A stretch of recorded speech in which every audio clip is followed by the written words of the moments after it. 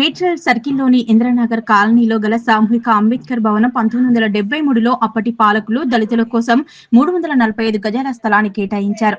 1997లో దళితుల సమావేశాల కోసం 80 గజాలలో శాశ్వత భవనాన్ని నిర్వహించారు. ఆ భవనాన్ని అప్పటి రెవెన్యూ శాఖ మంత్రి దేవేందర్ గౌడ భవన ప్రారంభోత్సవం చేశారు.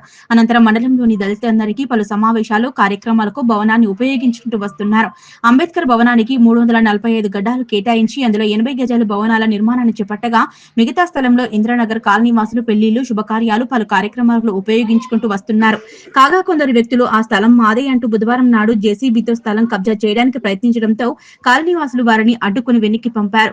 అనంతరం వారు మాట్లాడుతూ దళితుల అభివృద్ధి కోసం కేటాయించిన భూమిని కొందరు అక్రమార్కులు కబ్జా చేయడానికి ప్రయత్నిస్తున్నారని, జీహెచ్ఎంసీ అధికారులు వెంటనే స్పందించి స్థలాన్ని కాపాడాలన్నారు.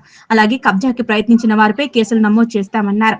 ఈ కార్యక్రమంలో కాలనీ వాసులు జీడిపల్లి శివ, రామకృష్ణ, యాదగిరి, లక్ష్మణ్, రావల్కోల్ మహేష్, నల్లవల్లి శ్రీను, మైపాల్, నాగరాజ్ తదితరులు పాల్గొన్నారు.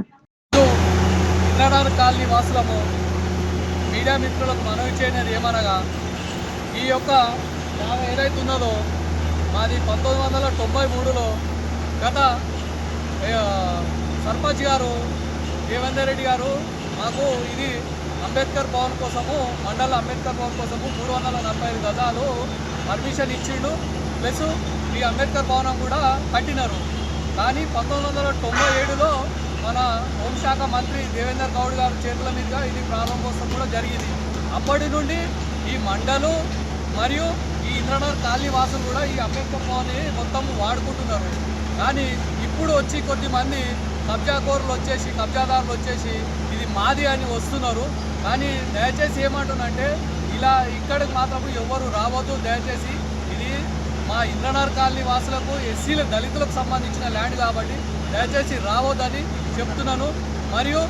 మరి జిహెచ్ఎంసీ గారు కూడా దీనిపైన కఠిన చర్యలు తీసుకోవాలి.